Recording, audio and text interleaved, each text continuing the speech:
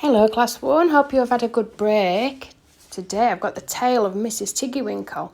You might have heard of Tiggy-Winkles because they're actually a wildlife hospital and they're named after this character. Once upon a time there was a little girl called Lucy who lived at a farm called Littletown. She was a good little girl, only she was always losing her pocket handkerchiefs. One day little Lucy came into the farmyard crying. Oh, did she cry so? I've lost my pocket hankin. 3 hankins and a penny. Have you seen them, Tabby Cat? The kitten went on washing her white paws. So Lucy asked the speckled hen, Sally, Henny Penny, have you found 3 pocket hankins? But the speckled hen ran into the barn clucking, I go barefoot, barefoot, barefoot. And then Lucy asked Cock Robin, who was sitting on a twig. Cock Robin looked sideways at Lucy with his bright black eye, and he flew over a stile and away. Lucy climbed upon the stile and looked up at the hill behind Littletown, a hill that goes up, up, into the clouds as though it had no top. And a great way up the hillside she thought she saw white things spread upon the grass. Lucy scrambled up the hill as fast as her stout legs would carry her. She ran along the steep pathway up and up until Littletown was right away down below. She could have dropped a pebble down the chimney.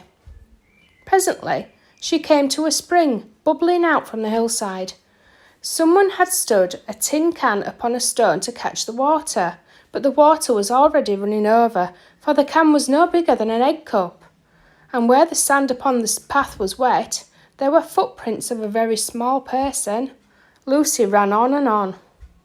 The path ended under a big rock, and the grass was short and green, and there were clothes, props cut from bracken stems with lines of plaited rushes, and a heap of tiny clothes, pins, but no pocket handkerchiefs. But there was something else, a door, straight into the hill, and inside it was singing, lily white and clean, oh, with little frills on between, oh, smooth and hot, rusty red spots, never here be seen, oh. Lucy knocked, once, twice, and interrupted the song. A little frightened voice called out, Who's that? Lucy opened the door, and what do you think there was inside the hill? A nice clean kitchen with a flagged floor and wooden beams, just like any other farm kitchen, only the ceiling was so low that Lucy's head nearly touched it, and the pots and pans were small, and so was everything there. There was a nice hot singy smell. And at the table, with an iron in her hand, stood a very stout, short person, staring anxiously at Lucy. Her print gown was tucked up, and she was wearing a large apron over her striped petticoat. Her little black nose went sniffle, sniffle, snuffle, and her eyes went twinkle, twinkle, and underneath her cap, where Lucy had yellow curls, the little person had prickles. Who are you? Said Lucy. Have you seen my pocket handkins? The little person made a bob curtsy. Oh, yes, if you please. My name is Mrs. Tiggy-Winkle. Oh, yes, if you please.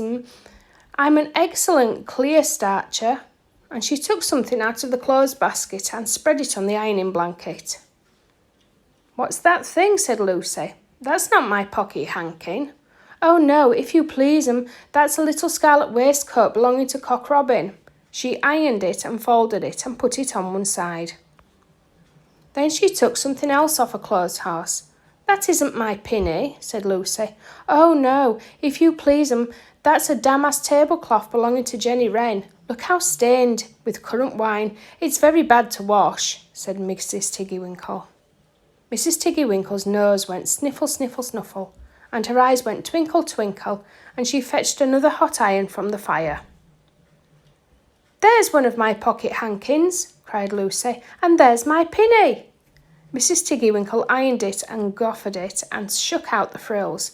Oh, that is lovely, said Lucy. And what are those long yellow things with fingers like gloves? Oh, that's a pair of stockings belonging to Sally Hennypenny.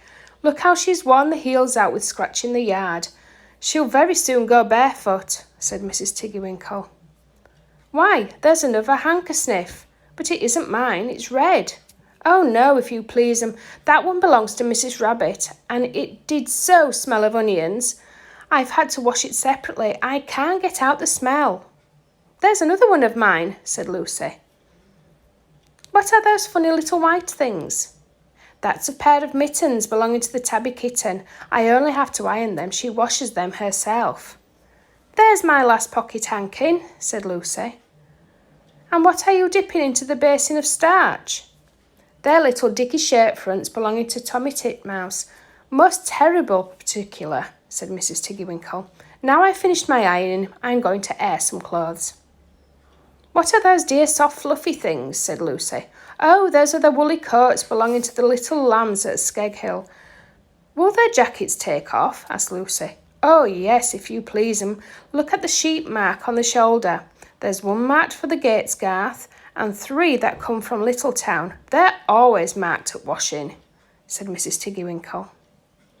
She hung up all sorts and sizes of clothes, small brown coats of mice, and one velvety black moleskin waistcoat, a red tail coat with no tail belonging to Squirrel Nutkin, and a very much shrunk blue jacket belonging to Peter Rabbit, and a petticoat not marked that had gone lost in the washing, and at last the basket was empty.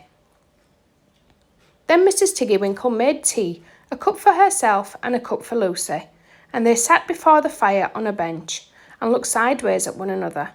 Mrs. Tiggy-Winkle's hand holding the teacup was very, very brown and very, very wrinkly with the soap suds, and all through her gown and her cap there were hairpins sticking wrong end out, so that Lucy didn't like to sit too near to her.